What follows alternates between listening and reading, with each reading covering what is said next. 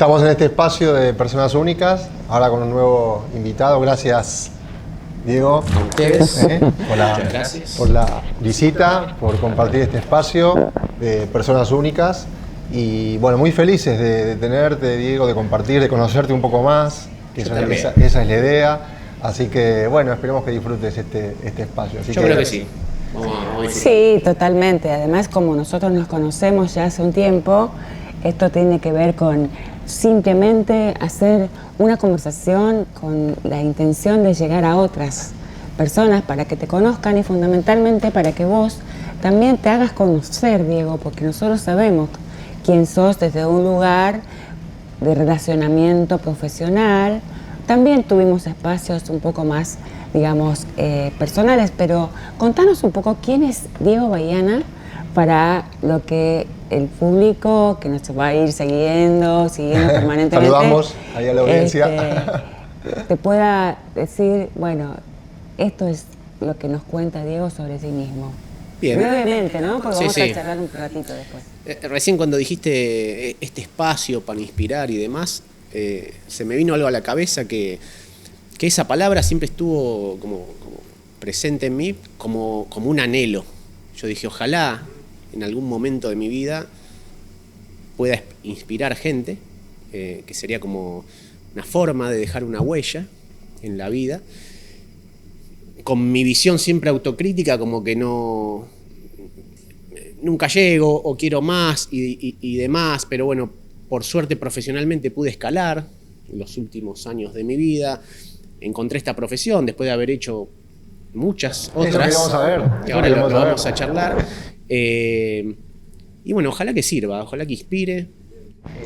Entonces dimos la tecla con la palabra. Con la palabra sí, esperemos que se pueda lograr.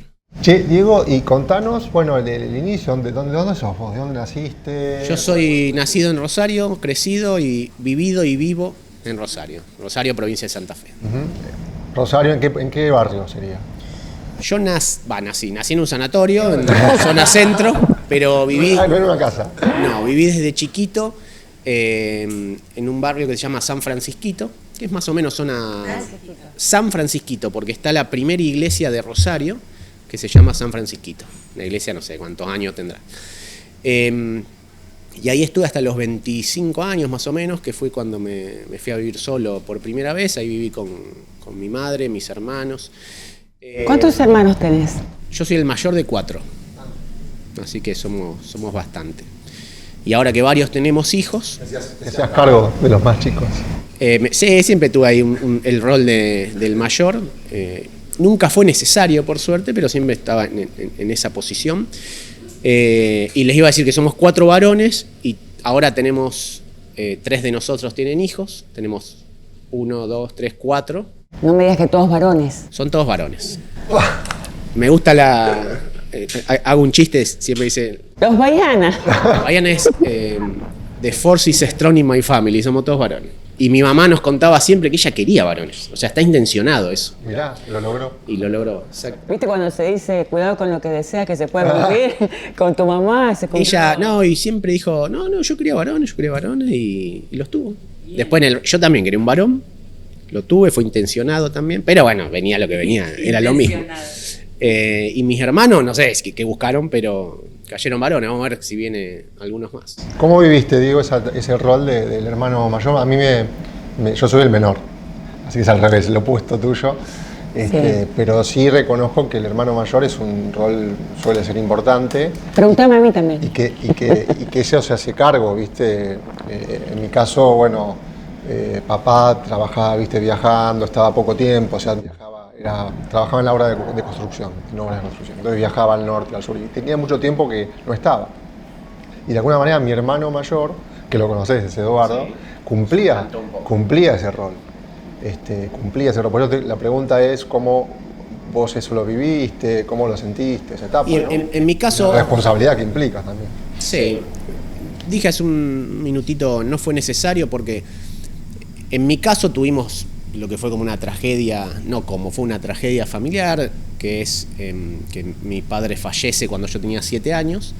Y por ejemplo, mi mamá estaba embarazada del 4.º hijo de Eduardo. Entonces siempre... Muy duro. Fue muy duro, sobre todo para ella.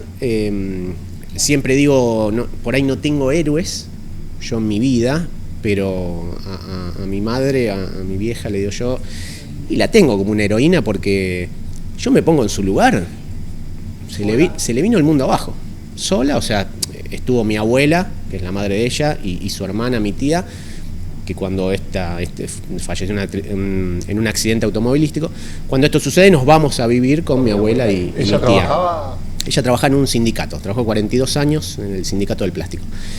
Por suerte tuvo ese trabajo, tenía ingresos, y entonces yo pienso que no sé qué haría yo si me pasa a mí, se le va a haber venido el mundo abajo, y así todo tuvo la fuerza. 3 hijos y un embarazo de 5 o 6 meses. O sea, el parto del cuarto, ¿sabes lo que debe haber sido, ¿no? Y así todo salió adelante, crió 4 hijos derechitos por lo menos, todos tenemos trabajo, somos autosuficientes, me gusta pensar que somos personas de bien.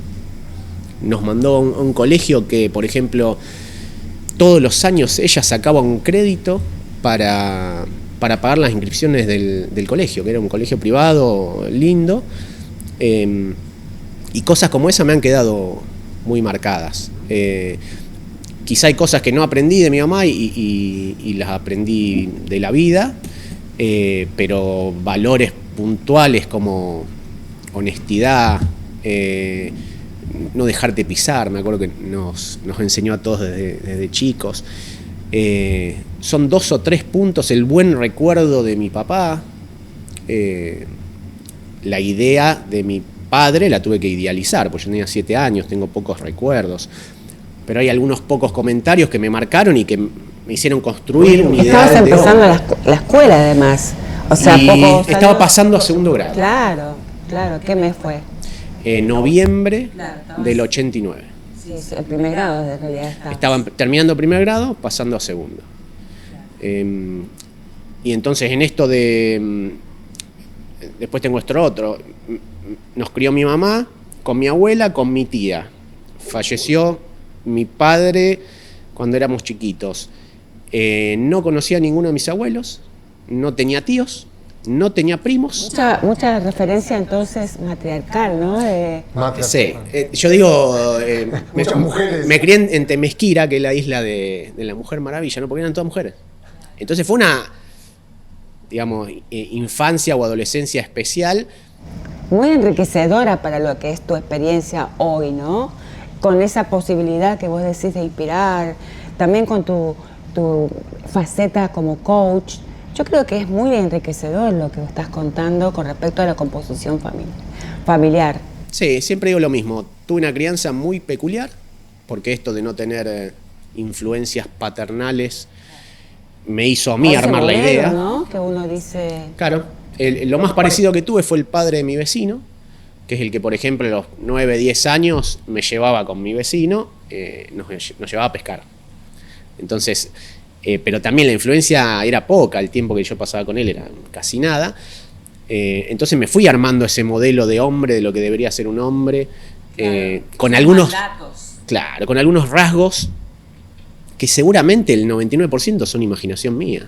Pero qué sé yo, hay frases que me quedaron grabadas, como en algunos comentarios de mi mamá decía, hay una frase puntual que dice, tu padre antes de levantarme la mano se cortaba el brazo.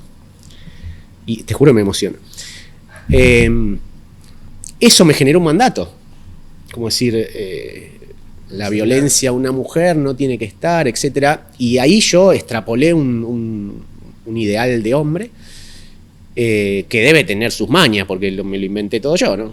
En base a ciertas cosas. Entonces, para no hacerlo tan largo, creo que tuve una infancia, una adolescencia muy peculiar. Me puse en un momento, como vos decís, de hermano mayor. Me acuerdo estar en el colegio y ver que alguno de mis hermanos más chicos se peleaba o algo, y yo me ponía como... O sea que con el último tenés una diferencia de 7 años nada 7 más. años. Teniendo en cuenta que tenés 2 en el medio. 8 años. Muy seguidos. 2 tandas. Yo y mi hermano, el que me sigue, 16 meses. Y después la segunda tanda también 18 meses, creo que se llama. Impresionante. Impresionante y a mí me gusta mucho lo que estás contando porque realmente yo no conocía esa composición familiar que bueno, es la parte que nosotros también muchas veces en la profesión podemos decir nos sirve para empatizar.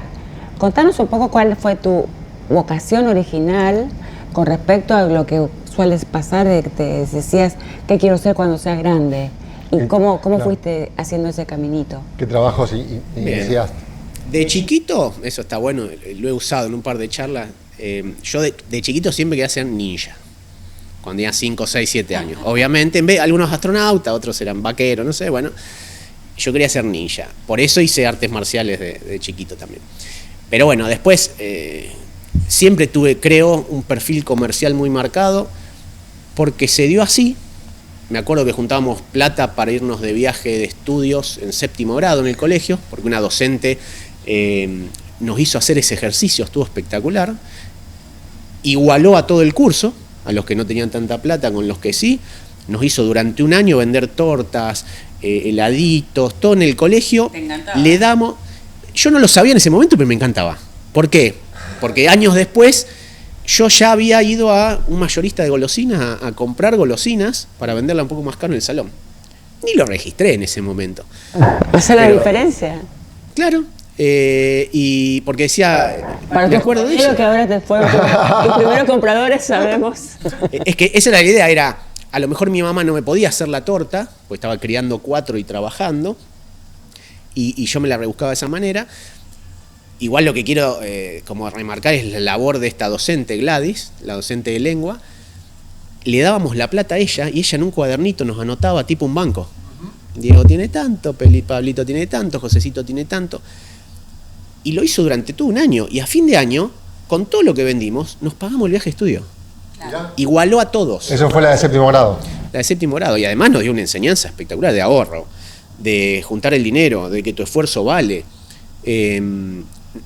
No sé en qué estará esa mujer, pero es uno de los recuerdos más lindos que tengo, iniciales de esto de mi carrera comercial. O sea, no es toco madera. Honor obliga, nunca me faltó un plato de comida. Techo, mi mamá hizo el milagro, no sé cómo hizo, y nos crió los 4, trabajó, era empleada. No era... Afortunado, digo, porque, viste, en esa época las madres muchas veces eran amas de casa. Sí. Y tuviste... como esa suerte también, ¿no? De que ella trabajara, ¿no? Exactamente. Que era independiente también Otro esa mensaje. parte, ¿no? Ahí tenés un mensaje fuerte también, ¿no? Por eso digo que en mi casa era Temesquira. De nuevo, para los que no sepan o no están escuchando, es la isla de la Mujer Maravilla, donde son todas mujeres. Y todas trabajaban. Mi abuela emigró de Italia con mi abuelo en la Segunda Guerra Mundial y con 70 primos, hermanos, tíos, toda la familia, Sacco Valenti, de ese momento llegó a tener 12 heladerías en Rosario, que parece que somos grido, pero en realidad alcanzaba con lo justo, porque en ese momento las heladerías trabajaban 3 meses al año. A veces también... Claro, en esa época sí. A veces también esta parte que es de los hijos y nietos de inmigrantes se recrean en estas conversaciones, porque muchas veces no hablamos de nuestros abuelos o por qué nuestro apellido, ¿no? Que uno dice, mira, me encuentro hablando hoy de que tengo... Claro, que no son mi apellido, son mis ancestros. Claro, claro. Y con respecto a, terminaste la secundaria y dijiste, bueno, ¿por dónde voy? ¿Qué hiciste ahí? ¿Qué hiciste primero? En 3º, 4º año, no me acuerdo por qué, ya estaba haciendo un curso de reparador de PC, cuando tenía 15 años. A los 16, 17 años, por eso hice la aclaración que nunca lo necesité, pero quería mi plata. Yo a los 16, 17 años ya reparaba computadora a domicilio y me hacía un manguito ahí, yendo al colegio. Eso creo que fue lo primero que hice, laboralmente, comercialmente, por suerte, ¿no? Sin necesitarlo. Y a los 18, 19 años hice algo que también en retrospectiva hoy digo, ¿cómo me ha servido? A los 18 años, no sé cómo tampoco, ¿cómo llegué? Creo que por un aviso en el diario, no sé qué cosa, conseguí un trabajo de vendedor de... Vendedor ya. Pero vendedor de catálogo de, no quiero decir un insulto acá, pero de pavaditas, tipo clips de la ropa, me acuerdo que eran soportes para heladera. Accesorios. Accesorios, pero lo interesante era por catálogo, puerta a puerta. Entonces me acuerdo de eso, lo hice 3 meses, 4 meses. No me acuerdo si me fue bien o mal, pero era muy tedioso. Iba puerta a puerta, o sea, yo no recuerdo en algún momento haber tenido vergüenza, por ejemplo. No sé por qué. Bueno, eso es también importante, ¿no? Que vos sentías que no había una barrera. No, sí me costó, me acuerdo cuando salí, fui a una reunión de una mujer, eran 2 mujeres encima, tipo Tupperware, pero de estos productos, y nos dieron el cataloguito y no sé, unas muestras. Y yo fui, me acuerdo, 2 manzanas alrededor a escondida a mi mamá, ni siquiera le dije. Pero ni le dije porque estaría en lo suyo, yo agarré y iba. Y me acuerdo estar tocando puerta a puerta y la gente te abría la puerta. Yo tengo 43, estamos hablando 25 años atrás en un barrio tradicional de Rosario. Te abrían un poquito, obviamente, no hay que pasar, pero... y me acuerdo haber vendido algunos productos y me lo pedían por catálogo, iba, lo buscaba y a los 2 o 3 días le tocaba la puerta, se lo llevaba y me pagaban en efectivo. Eso hice 3, 6 meses, porque después conseguí lo que fue mi primer trabajo, entre comillas, de verdad, como telemarketer en una multinacional que fue Telecom. Y eso estuvo bueno porque tenía 18 años, me puse el traje de la graduación del colegio, que era el único que tenía, para ir al primer día de trabajo. Se abrió un call center importante en ese momento, estoy hablando año 99, 2000, fin del 99, principio del 2000. Era el call center más grande de Argentina, eran 1800 personas, en 2 turnos de 900. A los 6 meses, 8 meses me entero que yo era el más joven de los 1800, sin saberlo ni de casualidad también. Y ahí me enseñaron a vender, digamos, sistematizadamente. Como que fue tu primera capacitación. Sí. ¿No? Nos pusieron una computadora enfrente con lo que era, no sé, el abuelo de la inteligencia artificial, que nos hacía preguntas y depende de lo que respondíamos, apretando las teclas, obviamente, nos llevaba por otra pregunta de ventas y objeciones y demás. Y ahí me enseñaron a vender, básicamente. Y también la aceptación del rechazo. Vendía, ¿saben qué vendía? ¿Se acuerdan cuando te llamaban para la larga distancia y te volvían loco? Bueno, yo era uno de esos. Y teníamos que hacer 150 llamados por día en un turno de 6 horas para tener 3 ventas. Si tenías 3 ventas en un día, el objetivo estaba recumplido. ¿Sabes, Diego, que estás tan bien, digamos, comentando y te sentimos tan natural, que hay muchas veces que nosotros tenemos preguntas puntuales, pero acá ya la estás contando antes. La estás contando naturalmente. Antes de que te preguntemos la frustración de un no, cómo hiciste, digamos, esa búsqueda de los clientes, es como... Sí, va saliendo natural. Va saliendo la historia. Va saliendo natural y como todo se graba, ¿viste? Y se edita, después vamos a poner un bloque anterior que nos faltó.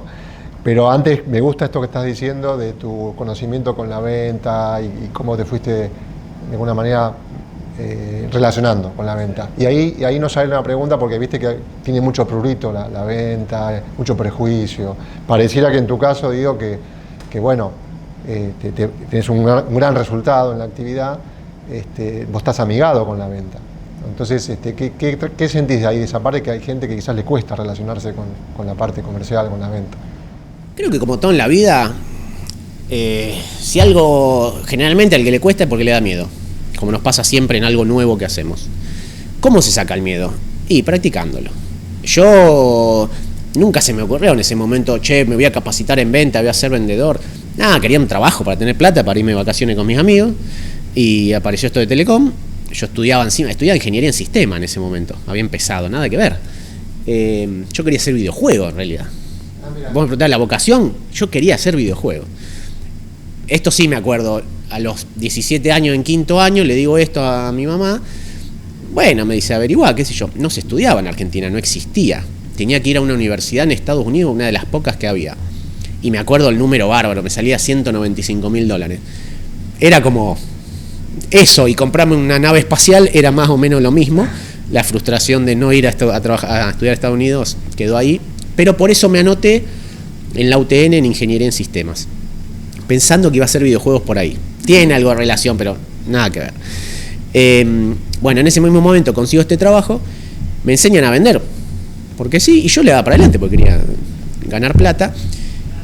Y también, nunca se me cruzaba en la cabeza, me molesta los 147 no para obtener 3 sí. Claro. ¿Lo sentías parte de? Era parte del trabajo. Eso está buenísimo para decirle a alguien que arranca en ventas. ¿Qué le dirá a alguien que empieza en lo comercial? Míralo al revés. No busques los sí. Buscá los 10 no para que te llegue el 11 sí. No busques el sí. Buscá los 10 no que necesitas para llegar al sí. En esta profesión, con un poquito de entrenamiento, tenés más del 10% de efectividad. Pero supongamos que vamos a uno bien bajo, alguien que súper arranca ayer, un principiante. Bueno, tenés que llamar a 10 personas para que uno te diga que sí. Tenés que tener las 10 entrevistas para que te digan que sí. Bueno, desesperate por ejecutar los 9 no. Otro, es muy diferente decir, me dijo no. Hoy el tercero del día que me dice que no. Y al revés es, perfecto, solo me faltan 7, vamos por el cuarto, vamos por el quinto, vamos por el sexto, porque en esa carrera aparece el sí. Lo sorpresivo. Sí, ni hablar. Obviamente. Ahí está la analista del sistema. Y me ha marcado. Después de ingeniero en sistemas, que hice 2 años, me agarró el 2001, la facultad cerró, no hubo más facultad y yo no aguanté. Al año siguiente me noté en analista. Y eso sí hice los 3 años. Que era mucho más. Analista de sistemas, que es un terciario, mucho más fácil que ingeniería en sistemas, que son 5 con el doble carga horaria. Ahora, vuelvo a lo otro. Lo interesante es que, buscando esos 10 no, en el medio el sí aparece. Puede pasar que, llamé a 15 y me dijeron que no. Bueno, a ver, y ahí se puede trabajar. ¿Qué les dijiste? ¿Qué te dijeron? ¿Anotaste como te dije? ¿Y qué pasó? ¿Cómo te sentiste? No, la primera vez que me dijo, me repechó algo, me retrucó algo y le dije, bueno, gracias, corté. Con eso se puede trabajar. Si no tenemos las llamadas o las entrevistas de no se puede corregir. O sea, no se puede corregir. O sea, se trabaja sobre la práctica. Claro. La gestión. Uno piensa, no, pero me va a afectar el rechazo y demás. Te va a afectar el rechazo si lo tomás como un rechazo. Si yo te digo, necesito 100 no para que sean tu proceso de aprendizaje, volvemos a lo mismo. Estoy en el 40 no, me tengo que poner contento porque ya llego casi a la mitad. Y es un proceso de aprendizaje. Yo no puedo hacer nada mal en un proceso de aprendizaje. ¿Por qué? Porque, entre comillas, fallar no es una falla, no es un rechazo, no es algo que no me salió. Es parte del proceso. Está muy bueno lo que decís, sí. Diego, porque ahí es como que le cambiás el enfoque a la palabra frustración por aprendizaje. Sí. Y eso me parece que es muy valioso para todos aquellos que estén empezando. Bueno, contanos un poco, tenés un hijo. ¿Cuántos años tiene tu hijo? Tomás tiene 7 años ahora. Se llama Tomás. Se llama Tomás, exactamente. Bueno, contanos algo de Tomás. Y Tomás, cuando le cuento a alguien que no es padre o madre, que es tener un hijo, siempre pienso en lo mismo. Es como una fórmula que nunca falla para tener momentos puros de felicidad. Me acuerdo, si yo me fijo 15 años para atrás, 20 años para atrás, hice un montón de cosas en mi vida y viajé y compartí con amigos y esto, lo otro, pero momentos puros, concretos, de felicidad, de una pavada, plenos, no tenés tan intensos. Me acuerdo yo, el momento en que nació, por ejemplo, que yo estaba de este lado de la madre, digamos, yo nunca fui del lado que te invitan los médicos, y yo la tenía de la mano, y cuando lo sacaron a él y lo apoyaron en la panza de la madre, sentí una emoción. Entonces, que no quiere decir que con esa misma intensidad lo querés ahorcar en un momento y lo querés tirar por la ventana, pero eso es lo que tiene un hijo. Cómo en tan poquito tiempo, tan concentrado, podés tener emociones tan intensas y tener un momento puro y pleno de felicidad que no te lo da otra cosa. Un éxito, te subí al escenario, recibís un premio, está bueno, pero no se asemeja ni en pedo a una monería de tu hijo que no lo viste. ¿Cómo carajo hizo eso? Y es único. Es único, te llena una contestación rara que vos decís, ¿de dónde sacó eso? Vos sabés, Diego, que bueno, eso lo que transmitís es orgullo, ¿no? Por tu hijo y por lo que sentís con la paternidad. Y uno de los temas que nosotros tratamos en nuestros podcasts es el concepto de la realización. De hecho, es nuestro lema del año. Y le preguntamos a nuestros entrevistados, bueno, ¿qué es la realización para vos? ¿En qué sentís que lograste esa realización y qué metas seguramente tenés para adelante? Tomás debe andar por ahí metido seguramente, así que contanos qué te inspira la realización. Bien. Apenas decir la palabra, lo que se me viene a la cabeza es, y voy a hacer el resumen, inicié ahí en Telecom, un par de años después salí de ahí, seguí estudiando, puse mi primer negocio, que fue una verdulería con un amigo. Esa verdulería a los 6-8 meses se transformó en un negocio de artículos de limpieza. Un emprendedor eras. Me di cuenta de grande que era emprendedor, porque yo nunca me había visto así, y después empecé a hacer el recuento y ya tuve como 6-7 empresas que entre comillas fracasaron. Sí, sí. Emprendimientos fallidos, que son todo aprendizaje. Lo peor es que la verdulería nos iba bárbaro. Pasa que había que trabajar de domingo a domingo. Y tenemos 19 años y queremos salir de joda, entonces la cambiamos. Artículo de limpieza que se usa menos. El horario se acotaba y no teníamos que ir al mercado. Y teníamos 19 años, éramos chiquitos. ¿Y a qué voy con esto de la realización? Después de eso tuve esos 2 negocios, después tuve otro trabajo que fue el que más me duró, que estuve 8 o 9 años en una casa de computación, pero mayorista. Ahí es donde me profundicé en ventas. Entré en el área técnica, pero a los 2 o 3 años, también la vida te va empujando, te va llevando. Entro al área técnica, la empresa tenía 25 o 30 empleados, el área técnica éramos 3 o 4, yo era el cuarto que armaba computadora, pues ya había hecho el curso. ¿Te sirvió? Y me sirvió. Y éramos creo que 4. Uno renuncia, viene otro chico, se pone abajo mío, que yo le enseñe. Estaba el gerente y el subgerente. A los 4 o 5 meses la empresa esta da un salto cualitativo grande, porque pasa a ser uno de los 4 distribuidores de LG en Argentina, el único del interior. La empresa se muda a lo que era pasó a ser una empresa de 15, 20 empleados, una empresa de 60, 70 empleados en menos de un año. Yo estaba encargado del área técnica, que mandaba la mercadería a Estados Unidos, se llamaba RMA en ese momento, que es Request Merchandising Application. ¿Y qué pasó? El subgerente, que era amigo mío, hoy sigue siendo amigo mío, consigue un trabajo en el área de granos en la bolsa, se va, viene más gente abajo mío, y el gerente se pelea con el dueño. ¿Y qué pasó ahí? Bueno, yo con 22 años quedo a cargo de 5 personas. 2 de ellos tenían más de 30, había uno que tenía más de 40. Y me acuerdo que en ese momento yo ya sabía, ya distinguía que era un desafío que alguien de 30, 40 con X años de experiencia reciba órdenes de alguien de 22. Pasa que el área era muy específica, muy técnica, y tenía que recibir las órdenes sí o sí, porque no estaba capacitado. Y ahí estuve 2 años como jefe de esa área. Creo que me desempeñé bien porque no hubo quejas, los empleados se quedaron, las cosas funcionaban. Pasa que empecé a ver que el vendedor promedio del área de venta ganaba 3 veces más que yo y trabajaba menos y tenía aire acondicionado y nosotros nos estábamos muriendo de calor en el galpón de atrás.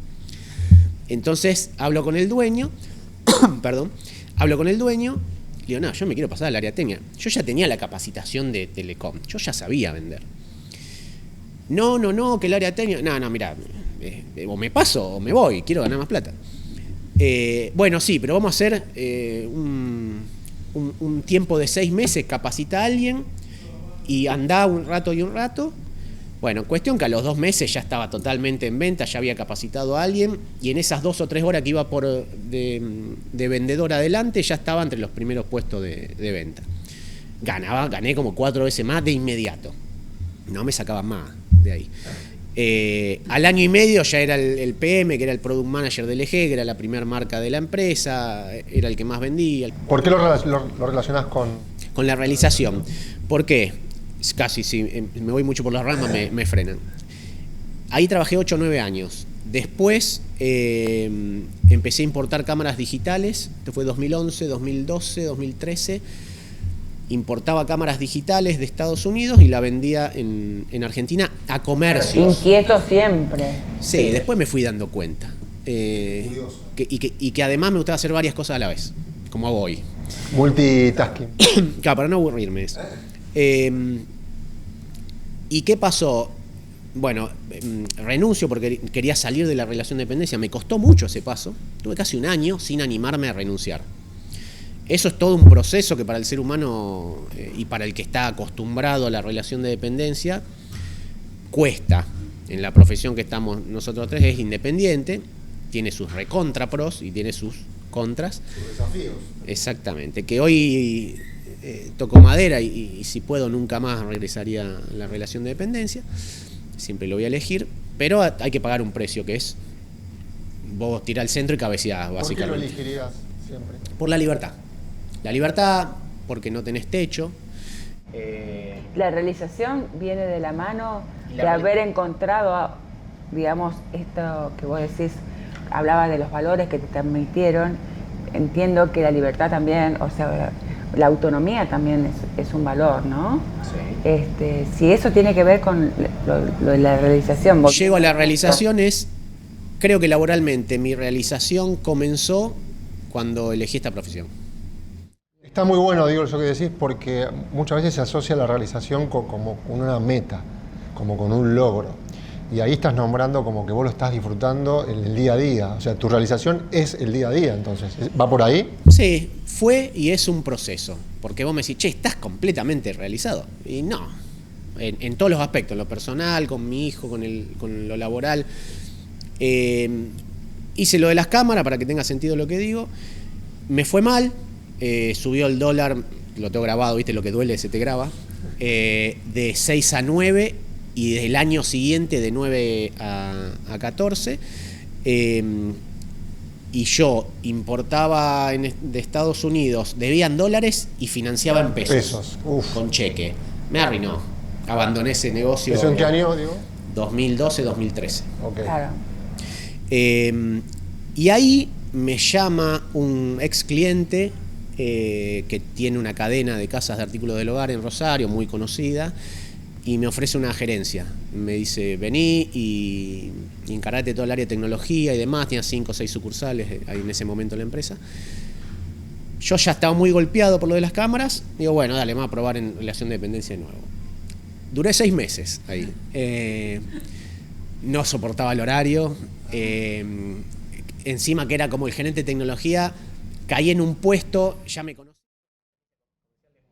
¿Sabes qué? Hay una parte que me parece muy interesante para mencionar a las personas que no te conocen, que realmente imaginarlo a Diego dentro de una... Trabajando con un horario. Sí, es como imaginarlo en una jaula. ¿No? Haciendo así. Y no hace tanto eso, porque está diciendo 2013, ¿no? 2013. Bueno, sí, 12 no hace años, tanto. 13 años. Bueno, Pasa que duré bastante poquito. también, Bastante y duré poco. Y además me caían cosas como, no sé, terminé siendo el tercero al mando, ahí estaba el dueño, empresa familiar de 58 años, una cosa así en ese momento. La gerenta general, que de inmediato fue mi enemiga, porque pensaba que le iba a robar el puesto, hasta que entendió que yo acá no entro ni en pedo a trabajar en relación de dependencia, y ahí ya me empezó a querer, hoy tengo buena relación. Y venían los empleados a plantearme cosas de empleado que yo no tenía nada que ver. Bueno, eso más el horario, le dije al dueño, no, discúlpame, pero no, pero no puede ser. Bueno, y ahí el dueño ideó un sistema de, bueno, mira, vení cuando quiera, pero dirigime el área.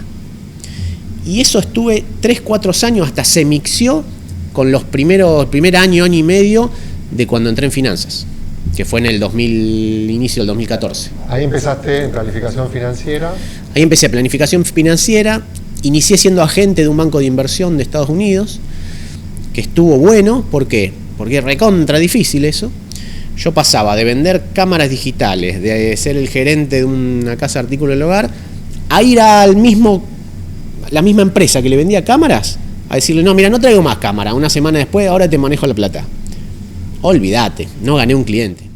Yo te iba a preguntar porque hablabas de la frustración. ¿Qué sentís de esa frustración que tuviste seguramente en los primeros meses, ¿no? Y cómo lograste manejarlo porque muchos a veces quedan en el camino. ¿Cómo lograste vos manejarlo y desarrollarte? No sin padecimiento, creo que por ahí si tenés guía lo podés menguar el sufrimiento si tenés una guía. Yo arranqué solo ahí.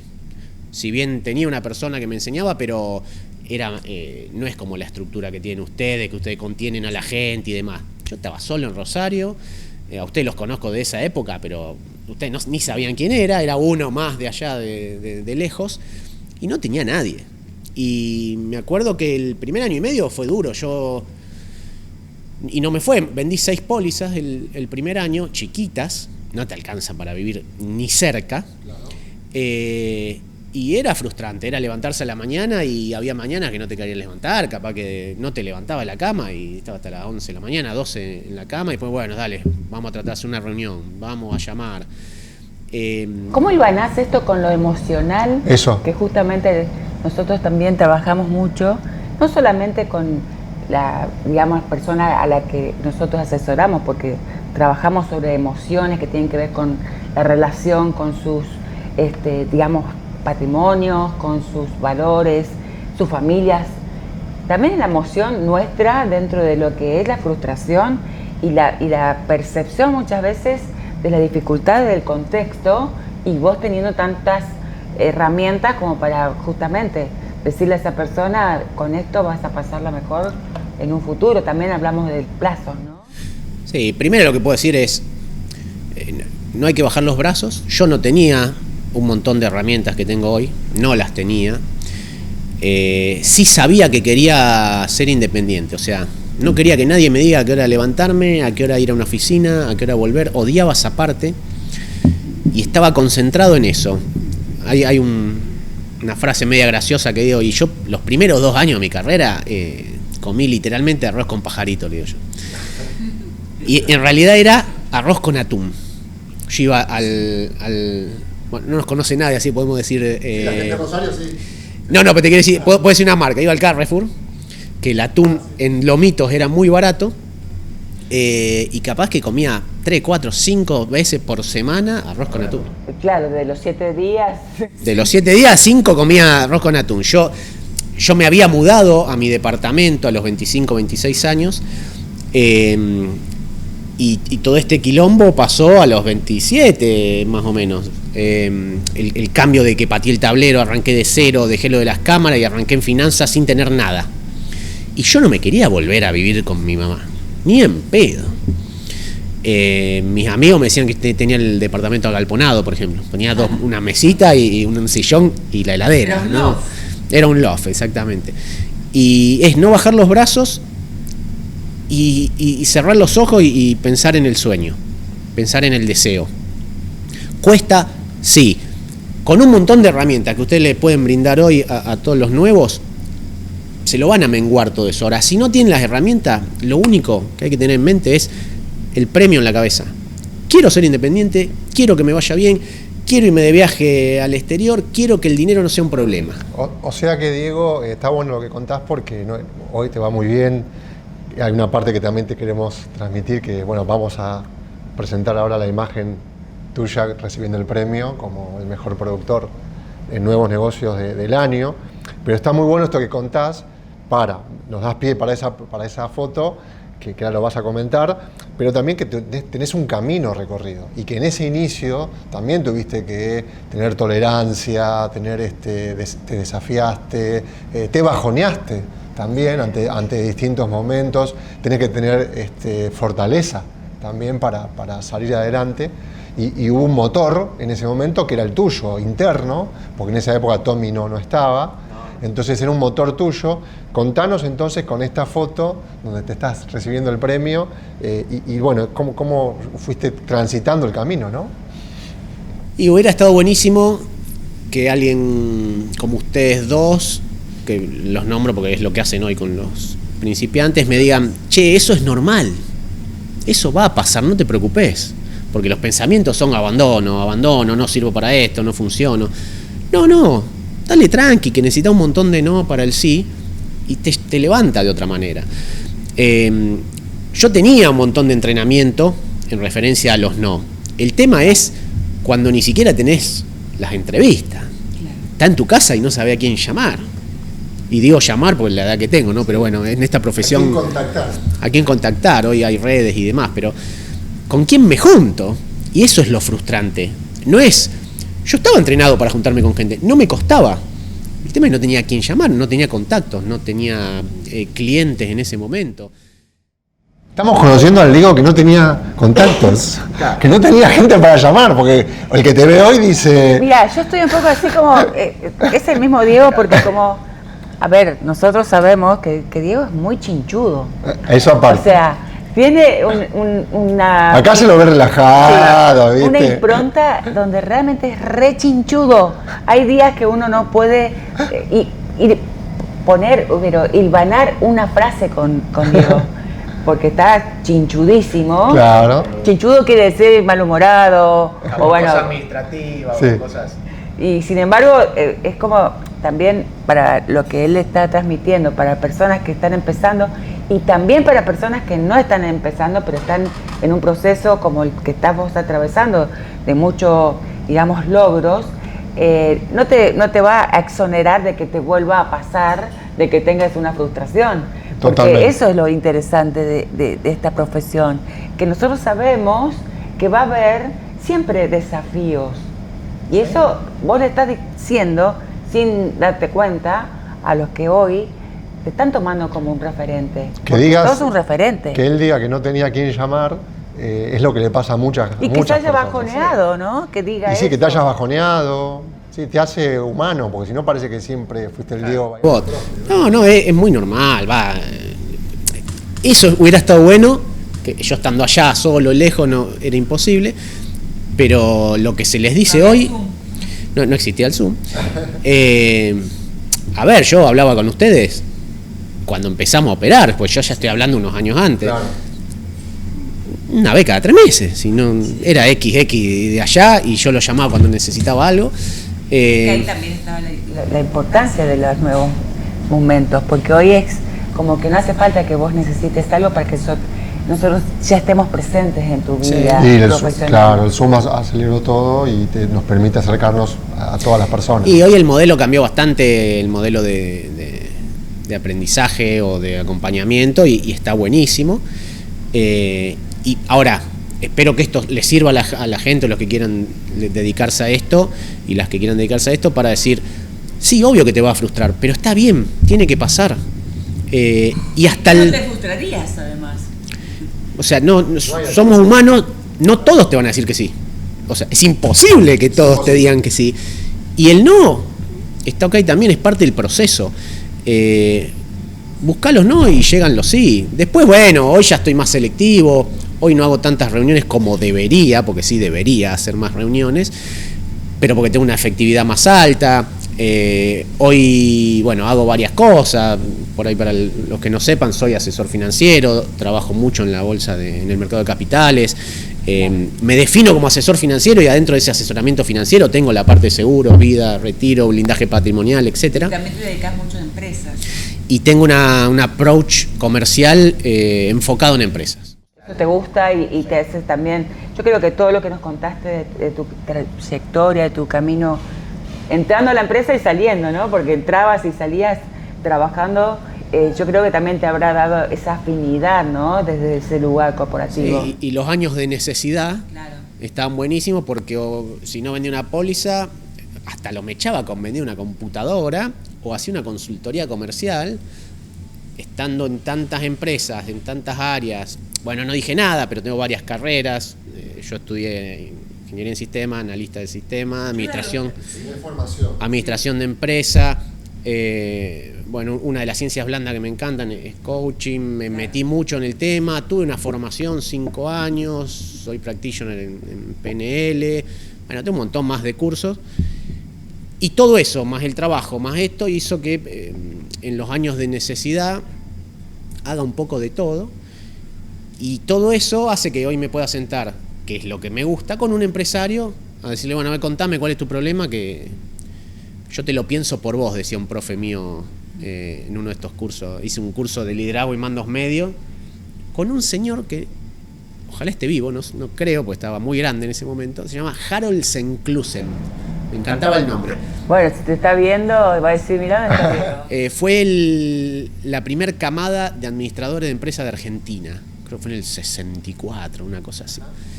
Y él decía, la consultoría no existía como tal, pero decía, tirame tu problema, que yo te lo pienso. Y Qué bueno, eso me gusta, ¿eh? Está bueno. Y decía, no, yo viajo en Mercedes y viajo tranquilo pensando un problema. Estaba re loco el tipo y me encantaba por eso. Te contagió un poquito. Sí, yo no soy nada ortodoxo. Me decían, me iba a la terminal, me tomaba un colectivo, que era un Mercedes SL24, no sé, iba y volvía a Mendoza buscando la solución de la consultoría que tenía que hacer. Arriba del coche cama. Estaba re loco, pero mirá, ese curso duró 3 días, me dejó un montón de marcas.